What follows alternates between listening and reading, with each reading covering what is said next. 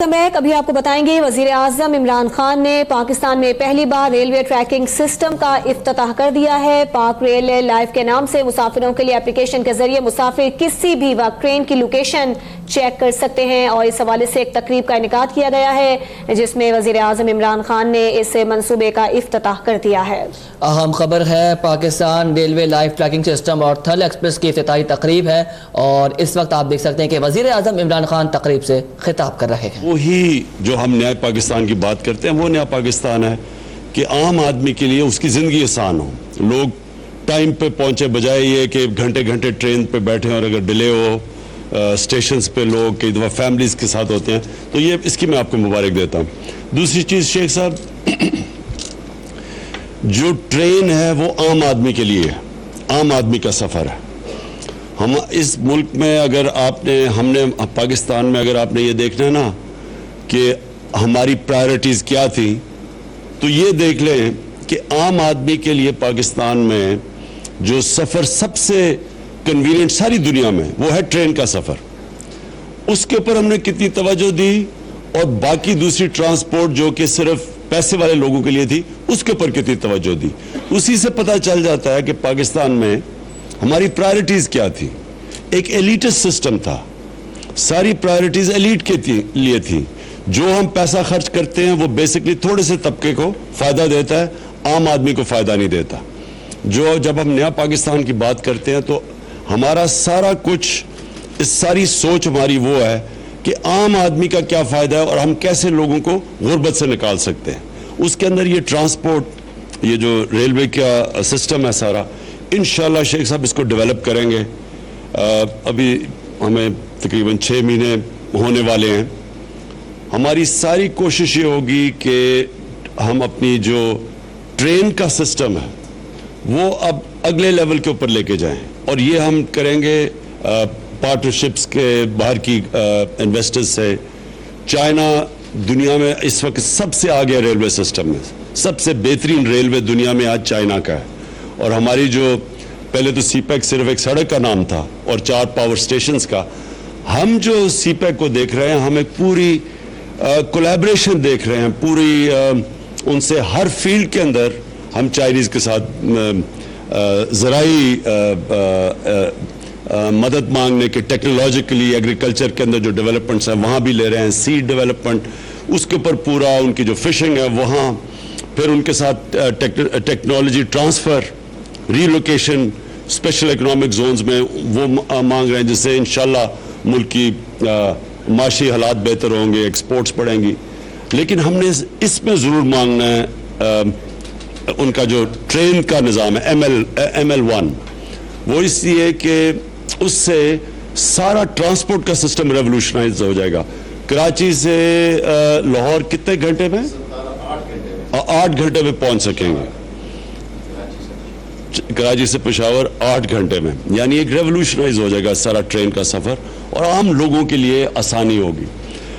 शेख साहब, मैं दूसरी चीज़ ये कहना चाहता था कि आपने पूरी तरह ये जो आपने देखना रेलवे के अंदर क्या हुआ, जिस तरह की चोरी और करप्शन हुई, वो आपने सारे नैब को केसेस प्रेजेंट करने जाके, हम तो अभी देख रहे हैं कि किस लेवल की हर एरिया के अंदर किस तरह की चोरी और करप्शन हुई। और ये इसलिए नैब को देना है कि आगे से लोग डरे हैं, करप्शन करते हुए डरे। पिछले 10 साल में किसी को खौफ ही नहीं था, क्योंकि NRO 1 और NRO 2 के बाद सबका खौफ चला गया पिछले 10 साल में कि जी यहाँ तो किसी ने पकड़ा ही नहीं जाना। लिहाजा 6,000 अरब से 30,000 अरब पे पाकिस्तान का कर्जा पहुंचा है इन 10 सालों के अंदर। यानी पाकिस्तान की तारीख में टोटल कर्जा हमने जो 60 साल में इकट्ठा किया था वो 6,000 अरब था और 10 सालों के अंदर ये 6,000 अरब से 30,000 अरब पे लेके गए। ये पैसा किधर गया? ये इसलिए पैसा लोगों की जेबों में गया क्योंकि जब लोगों को पता चला कि यहाँ तो पकड़ा किसी ने नहीं जाना, ताकतवर आदमी जो मर्जी करे, तब ये आज हमारा जो मुल्क मकरूज है और आज हम मुश्किल हालात से गुजर रहे हैं। हम दिन का जो सूद दे रहे हैं, जो इन्होंने कर्जे लिए थे उसका जो दिन का सूद दे रहे हैं वो है 6 अरब रुपया दिन का। तो जब ये लोग हमें कहते हैं जी कि हज के लिए आपने हाजियों को सब्सिडाइज नहीं किया, حاجیوں کے لیے حج سستی نہیں کی، تو پہلے ان سے یہ پوچھیں کہ اگر ہم یہاں، اگر آپ اس ملک کو ان حالات میں نہ چھوڑ کے جاتے، اگر ہمارے پاس اتنے قرضے نہ چڑھے ہوئے ہوتے تو ہم تو مفت بھیجیں حاجیوں کو۔ کون نہیں چاہتا کہ ایک انسان ساری زندگی پیسہ جمع کرتا ہے اور حج کرنے کے لیے، تو ہم تو اس کی پوری مدد کریں۔ لیکن ایک طرف دیکھیں کہ 6 ارب روپیہ، 600 کروڑ روپیہ صرف سود دے رہے ہیں ہم ان کے قرضوں، جو قرضے انہوں نے لیے ہوئے ہیں۔ تو کس منہ سے ایک طرف سے ہم قرضے لے رہے ہیں قرضوں کی قسطیں واپس کرنے پہ، اور دوسری طرف ہم کہہ رہے ہیں کہ اچھا جی ہم یہ حاجیوں کو سبسیڈائز کرتے ہیں۔ تو اگر ان کو کرتے ہیں تو یہاں کینسر کے مریض ہیں ان کو کیوں نہیں کرتے؟ یا ہیپیٹائٹس سے لوگ بیچارے مر رہے ہیں ان کو کیوں نہیں کرتے؟ یا بچے سکولوں میں نہیں ہیں ان کو کیوں نہیں کرتے؟ تو آدمی جب قرضے چڑھے ہوں تو آدمی سوچتا ہے کہ میں کس پہ پیسہ خرچ کر سکتا ہوں۔ اور میں یہ بھی کہوں گا شیخ صاحب کہ پوری طرح جو ہم اپنے کاسٹ کٹنگ کر رہے ہیں، اپنے خرچے کم کر رہے ہیں، آپ نے ریلوے میں بھی مجھے خوشی آپ کر رہے ہیں، لیکن مزید اور خرچے کم کریں۔ میں یہ جدھر آپ بیٹھے ہوئے ہیں یہاں پرائم منسٹر ہاؤس، اب تک 30% میں نے خرچے کم کر دیے یہاں۔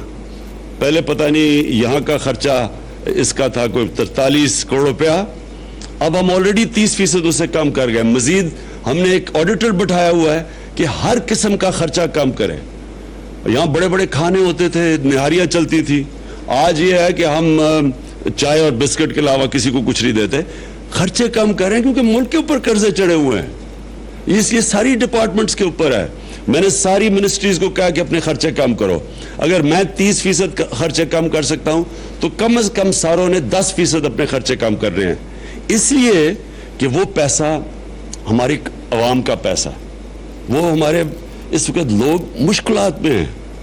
ہم یہ گیس کے بل آئے ہیں، کسی کو بتائے کہ کیوں ہمیں گیس کی بڑھانی پڑی ہے؟ کیونکہ گیس کے اوپر 157 ارب روپے کے قرضے چڑھے ہوئے ہیں۔ گیس سیکٹر کو بینک بھی قرضے دینے سے انہوں نے انکار کر دیا تھا۔ تو اگر آج اور پھر 50 ارب روپے کی چوری ہے سالانہ گیس کی، تو اگر آج بھی ہم شروع کریں، ٹائم لگے گا چوری ختم کرنے میں، تو ابھی ہمارے پاس اور کیا ہے کہ اگر ہم خرچے گیس کی قیمت نہیں بڑھاتے تو یہ گیس کمپنیاں بند ہو جائیں گی، گیس ہی بند ہو جائے گی۔ تو جو لوگ یہ چھوڑ کے گئے ہیں ان کو شرم آنی چاہیے، کہتے جی دیکھیں گیس کی قیمت بڑھا دی۔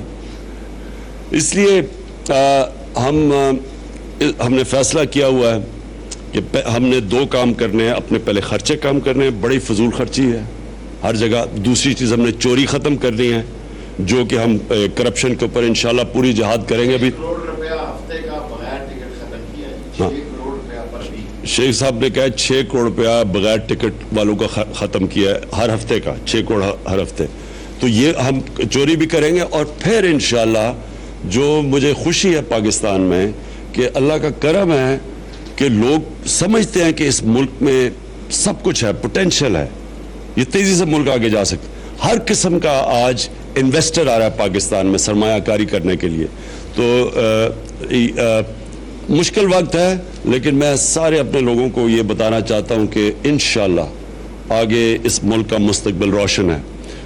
میں شیخ صاحب پھر سے آپ کو مبارک دیتا ہوں، اور ٹرین کو میں آپ کو شور کرتا ہوں کہ کیونکہ یہ عام آدمی کو فائدہ ٹرین کے سفر سے، انشاءاللہ آپ کے ساتھ پوری بیکنگ ہوگی، اور ہم مدد بھی کریں گے آپ کے لیے۔ جیسی پیسہ ہم اکٹھا کریں، بجٹ میں بھی آپ کی مدد کریں گے، اور باہر سے بھی انویسٹمنٹ لانے کی کوشش کریں گے تاکہ آسانی ہو ہمارے لیے، عام آدمی کے لیے سفر کرنے کے لیے آسانی ہو۔ شکریہ جی۔ وزیر اعظم عمران خان تقریب سے خطاب کر رہے تھے۔ انہوں نے کہا کہ ٹریکنگ سسٹم سے ریلوے مسافروں کو آسانی ہوگی، ٹرین عام آدمی کے سفر کے لیے ہے۔ ٹریکنگ سسٹم سے ریلوے کے مسافروں کو بہت بہتر سہولیات سے ان کو آگاہ کریں گے۔ دنیا بھر میں عام آدمی کے لیے ٹرین کا سفر سستا ہوتا ہے۔ دنیا میں سب سے بہترین ٹرین سروس چین میں ہے۔ کوشش ہے ریلوے کے نظام کو مزید بہتر کریں گے۔ غریب عوام کو زیادہ سے زیادہ سہولیات فراہم کرنا حکومت کی اولین ترجیح ہے۔ ملک میں تمام سہولتیں ایلیٹ کلاس کو دی جاتی ہیں، اور ہم ٹرین کا نظام بہتر کر کے غریب عوام کو سستی سفر جیسی سہولیات مہیا کریں گے۔ انہوں نے مزید کہا کہ NRO 1 اور NRO 2 کے بعد سب نے دیکھا کہ کوئی کہنے والا نہیں ہے، اور اس ملک میں جو کرپشن کرے اسے نہیں پکڑتے، لیکن ہم نے نظام اب چینج کر دیا ہے۔